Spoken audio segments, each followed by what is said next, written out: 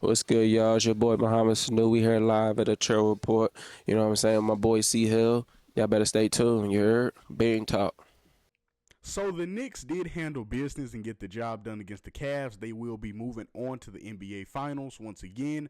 First time since 1999, as you guys heard in the video yesterday. We're talking about what that would mean for New York, and they happened to do that last night. Congratulations to the Knicks. Congratulations to New York.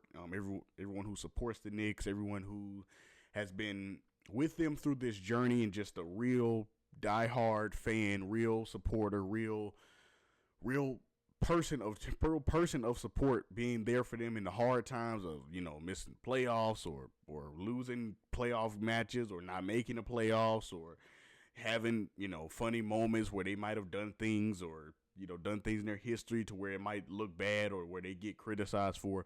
If you were a fan who was still rocking with them through those times, and even if you're a newer fan and you haven't really been into basketball or the NBA or anything like that, if you're a newer fan, I have to say either way, it's a great time to be a fan of the New York Knicks. Congratulations to the Knicks for doing that and getting to the finals once again for the first time since 1999. That is a huge accomplishment. So if you are a Knicks fan, congratulations to you. A Knicks supporter, congratulations to you. That's a huge accomplishment for the Knicks and you guys. We'll see what happens in the finals, between the Spurs and OKC, which happens to be what we're talking about today, because with the Knicks advancing to the finals, it raises the question naturally, who will they face in the finals? So in the finals, currently the series is Western Conference Finals, I should say. Currently the series is 2-2, OKC and San Antonio. Now I have to say this matchup right here, it goes back to the video we were talking about, I think, when SGA won the MVP award or was announced MVP. Pretty much, he kind of was in a position to where people kind of felt like he was going to win anyway. But when it was officially announced, we were talking about what it means for him to win MVP and the significance of him winning MVP again in back-to-back years. Only the fifth active player to do that. That only the fifth active player to actually win back-to-back MVPs and have that honor and that award. So we're talking about what that means. And I said, and I still stand on this hill, I do. Me personally, now if you guys don't feel this way, I completely understand. I rock with it. But me personally, I think that SGA should be and can be the face of the league as LeBron transitions out and we look for a new face of the NBA. I think SGA should be in heavy consideration for that torch. Reason being because, once again, just to state a couple reasons, he doesn't make his team look bad in any way as far as his public perception and stuff he does off the court, and him having too much maybe stuff going on off the court or extracurriculars. You really don't hear about SGA as far as off the court. Only time you hear about him off the court as far as SGA is, from my experience, is commercials, ad campaigns, and like him training in the off season. That's about it. That's the only thing, or maybe something with fashion. That's about it. Other than that, you really don't hear about SGA really that much. Or he's signing a new deal. He's doing this. He's doing this for this organization, or he's got a new commercial for this. Like, he has that image to where I feel like, at least, the NBA would want to kind of be that guy carrying the torch for the new generation, as far as brands being able to get behind and the NBA being able to get behind. The whole process. Kids being able to rock his jersey. That even people who aren't that much of a fan of the game, like, they might watch basketball, but they're not like avid watchers in any way. He's someone that they can look at and like, okay, well, I don't necessarily watch that much, but I can put on the SGA jersey and and know he's a pretty good player. Now, while I think excuse me, I almost said Wemby.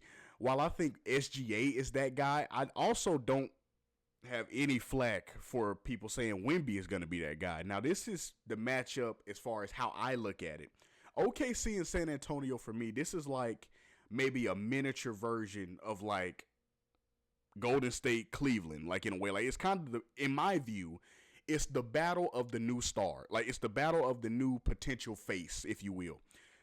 Wemby has potential because he has the height and he's the alien. Like, he has so much going for him, and Wemby is so freaking talented, man. One defensive player of the year this year. Improved the Spurs from, almost every angle that you look at, from defense to rebounding to everything. He is so talented. So if you say that Wemby's going to be that guy, I have no argument for you, because he very well can be. He has the talent, the marketability, as far as being good off the court. He has that swagger, in my opinion, for fans to get behind. He has that selling ability to where, once again, even if you aren't that avid watcher of the game of basketball, or you don't watch the NBA too much, or you might watch it when it's on, or if you catch a game, but you're not going to search for no final, no game in the regular season or nothing like that. You just watch it if it's on or if it's convenient to you. If you're one of those people, I feel like Wemby will be, and kind of already is, but much like SGA, he will be a person that you can put on a jersey and know that he's a good player. Like the LeBron and Curry stuff back in the day. At that time, you didn't have to know much about LeBron or Curry, but you knew that number 23 Cleveland jersey and that number 30 Golden State jersey. You knew them were some good players right there. You don't have to know nothing about the game of basketball. You don't have to. You have not watched one regular season game through the whole season, but if you happen to find yourself in a jersey shop or whatever, and you're like, you know what, I want to get me a jersey, or I'm going to, I'm going out tonight. I want to get me a nice little jersey to put on. Or I'm trying to get me a jersey to add to my collection or whatever. You knew you can get you a LeBron jersey, you can get you a Curry jersey, and when nobody gonna say nothing, because they were the two best players in the NBA, hands down. It wasn't even close. So I feel like that's what we're getting in this series. We're getting the new two stars. Like, they're gonna be that LeBron, that Steph. Now, who's who is up to you. You can decide who will be the LeBron and who will be the Steph, but I feel like they have that star power, and that's who the NBA is going to try to get behind as far as rivalries. I do feel like that. I feel like SGA is going to be the face, like, as far as the face that everyone, the NBA is pushing and getting behind, but it's actually supporting as far as being the face of the league. I feel like SGA will be that guy. However, Wemby, I feel like, will also get that push. He just won't be the face. Like, the necessary face. I feel like SGA will be that guy.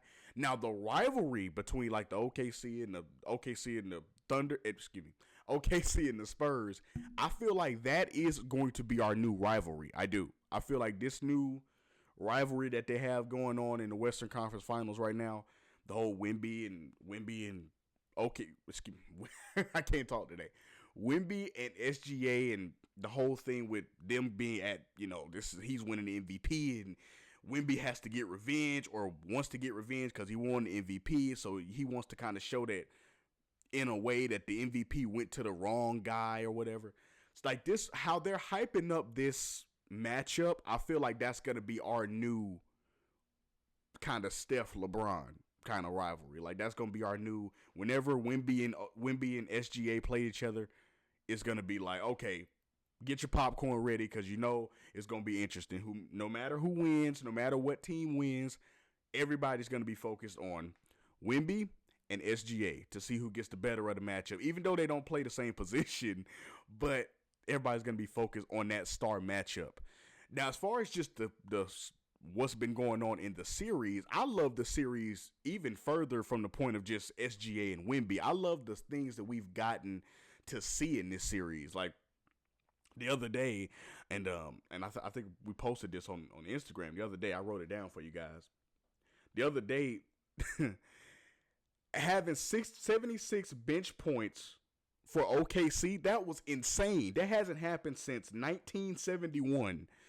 To have, once again, 76 bench points. 76 bench points. Like, the stuff that we've gotten in this series, and the fact I kind of like I like the back and forth. Like I like that no team is really running away because I'll be honest with you guys. I have no problem with no offense, I have no problem with like blowout games or like runaway series, like the Knicks and the Cavs. I had no problem with that series. The Knicks, I feel like, were the better team, even though I love Donovan Mitchell. I love James Harden. James Harden kind of has influenced the game in a whole nother level as far as today's game with the, trying to take every opportunity to, have a shooter get into your space. If they bait and they get into your space, hey, that's a chance for you to go to the free throw line. James Harden kind of put that into the game. So I love Donovan Mitchell. I love James Harden. I love the Cavs, honestly. I love their energy, I guess you would say, as a team, like their whole aura that they have around their team as far as like being workhorses and stuff like that. I love that Cavs mentality. And maybe, like we talked about on Friday, maybe they might be adding another former Cavalier that can even more improve their image, LeBron James. But anyway, they could be adding another Cav this offseason. We shall see, though. But anyway, I love the Cavs. But I have no problem with the Knicks kind of just rolling with the series. I have no problem with that. I have no problem with blowout games or runaway series. That's great. But with a series like this, with so many storylines you can pull from the Spurs side and the Thunder side, on the Spurs side, you got once again, like the workhorse. And in my view, this is just how I break it down so you guys can better understand me. I feel like from the Spurs side of things, from the Spurs side of things, I feel like they're like the young, gritty team. And I know you're saying, well, OKC is that too, but just hear me out. They're like the young, gritty team that has the potential. They have the potential to do great things. However, they don't have the experience. Now, OKC is once again, young, gritty team, but they have the experience. They've done it. They literally just did it last year. They went through a season of having a target on their back and still being able to perform. They've went through the struggles and grind of getting to the NBA Finals and actually getting it done, leaving with the Larry O.B.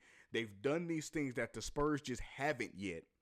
So I feel like the Spurs are approaching it, or their look on it is kind of, they're the young team trying to take down the other young team, but the other young team has something that the Spurs don't. They have that experience, that familiarity of being there, of being in the conference finals, of being in the finals potentially. They have that. So the Spurs are going off of kind of what the Thunder were going off of last year. They're going off of, hey, we know we can out hustle you. We know we can play better defense than you. We know we can out effort you. We know we can out energy you. We know we can out hustle you. So that's what we're going to do every single game, because that's what we can control. The Thunder still do that, but the Thunder have something that they didn't have last year in the experience, and they know how things goes in the playoffs, and they know different situations that they may not have known last year because they had never done it. But now the Spurs are in that position to where they don't know, but the Thunder know. So I feel like it's kind of a big dog, kind of trying to, like a little dog trying to take out the big dog, but the big dog isn't really like the kingpin yet, because he just started winning last year, but he still has that experience of winning that the Spurs don't have. So that's the view I look at it with. And for the series, Wemby and SGA have done nothing but to kind of like go back and forth with each other. So that's a storyline that I think everyone should be focusing on, as far as how SGA and Wemby's play is not only helping them play the best of their ability, but look how it's impacting their team. Look at how the Spurs are. I don't know if you guys are seeing this, but look at how the Spurs are fighting in these games. Like, look at how the Spurs are fighting in these games. Look at, once again, 76 bench points from OKC. That doesn't happen without having that leader in the locker room, and having that leader that you also know is giving everything that he can in SGA to win these games. Or on Wemby's side of things, his team stepping up when he needs the most, because they know that the leader in Wemby is trying his hardest and giving everything that he can to win these games. That doesn't happen without having a great leadership that both of these teams do have in Wemby and SGA. So I feel like so much has benefited from both sides of OKC and San Antonio. as far as not only just the stars and SGA and Wemby, but also the benches, the role players, the coaches. Because now, here's the thing: regular season, that's great. Regular season, you might have some back-to-back games, right? You might have some games to where you play a couple teams in a confined timeline, right? So you might play a team a couple times over and over again in like the span of a couple weeks or whatever. So it's kind of like you're going against each other multiple times. However, the playoffs is just different. And I understand why people say, well, in the regular season, you play people back to back. So it's nothing different. Yes, but no, because in the playoffs, it's just different, bro. Like you have to shorten your rotation because in the playoffs, everyone is not going to play. In the regular season, you don't want to do this in the regular season either, but in the regular season, let's be honest, you can in the regular season can kind of try things more. In the playoffs, you're not going to take those chances. Like in the playoffs, you might try a chance to take, just hypothetically, you might take your backup point guard out and put this new guy that you signed on Tuesday because you like his defensive ability. So you want to see what he can do against a quality point guard that's out on the floor. So you want to see what he can do. That's in the regular season. You aren't going to do that in the playoffs because you can't take that chance of that third string point guard getting in, and then now your momentum is messed up, and now when the other point guards get in, their momentum's off, and then you lose the game. So you don't want to take those chances. So in the playoffs, the rotation is extremely like tight. Put it like that. It's extremely restricted as far as who's going to play, who's going to do what. But also, the elephant in the room, you're playing the same team over, and it's not like you play a team and then you have a couple days. You do have a couple days off, but you play a team, then you have a team in between them that you play, and then you kind of can get back to. No, playoffs, it's you play once OKC for example. You play the Spurs, and then you play the Spurs, and then you play. It's no like okay, we can switch it, we can try a different thing. No. The same thing you saw this game, you probably gonna see next game because you playing the same team. So you have to find ways to adjust and not really having any other outside influences you can go off of. You have to focus on this team and you have to beat them 4 times out of 7. So that's just what it is. And I feel like the best has been brought out by both sides in OKC and San Antonio for what. Once again, from their leaders, number one, from their coaches, but also I feel like they know, and maybe this is just the newer generation of players, but also I feel like at least the Wembys and the SGAs, they know, or at least they give me the vibe of knowing, they know how valuable and how like important this experience is, meaning having a chance to make it to the finals. They know how extremely valuable this is. They know, or give me the vibe of, once again, that they know that a lot of players don't do this in the course of their career. A lot of people don't have a chance to go to the finals this young in their career, or at all for that matter. A lot of players have never been to the finals, or if they did go, they didn't win. So I feel like the Wemby and SGA and the Thunder and the Spurs all have these vibes from their team aspect of having this vibe of knowing that we know the opportunity that we have. We know that. Let's not take this opportunity for granted and try as hard as we can to make it to that point of getting where we want to as far as raising that Larry O'B trophy and being NBA champions. They know that opportunity and they value it from the vibe that I get at least. They both value it. But from the aspect of just them playing the best of each other, like getting like SGA pulling the best out of Wemby, Wemby pulling the best out of SGA. Just for a little reference before we wrap up, SGA is 24.8 points, 8.3 assists, 7.5 rebounds, and 2 assists a game. Excuse me, 2 blocks a game. Now listen, Wemby is 30 points a game, 14.8 rebounds a game, 4.3 assists a game, and 3 blocks a game. And I mean, SGA is 2 steals a game. Sorry about that.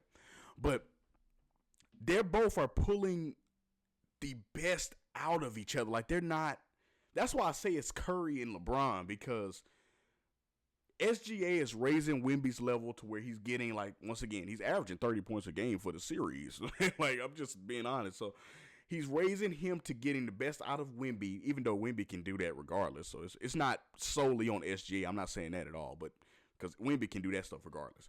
But he's bringing the best out of Wemby. Wemby's bringing the best out of SGA. But SGA, I feel like, has become more comfortable with knowing that he can turn it on, but he doesn't need to at all times, because I feel like he's become more confident and comfortable, rightfully so, in his supporting cast.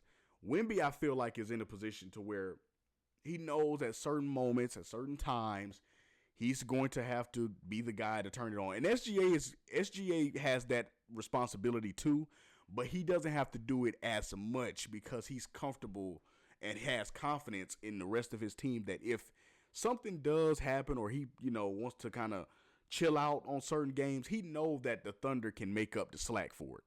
So I just feel like they're getting the best out of each other. So for this series, I feel like it's going to come down to who can, once again, who can get the best out of themselves to a point to where not only them playing the best, but also where they're playing their best, but the team is also flourishing. So I feel like if Wemby can somehow get the team to play up to his level, maybe not, obviously they're not going to be Wemby, but play up to his level, SGA can get the team to play up to his level. Whoever can get the teams to do it more efficiently and do it better, I feel like is going to win the series. Now, it's tied 2-2 right now, so we still got a while to go. I'm not even going to give my prediction right now. I'll be honest with y'all. I don't know who's going to win the series, but I do know that it has been a great series so far, and I will be interested to see who will advance to play the Knicks in the finals. But great series on both sides. Shout out to the Knicks for getting to the finals. Now we just are left to wait to see who gets there between OKC and the San Antonio Spurs. So it's going to be interesting. It's a great series, though. I think this is the current day LeBron and Steph rivalry that we are getting right here. So, it's me, Chill, from the Chill Report. If y'all watched the video, I hope you enjoyed it. Make sure to come back next time. Before you leave, make sure to like, subscribe, and comment. Become one of the chillest players in the game. And I'm out. Peace.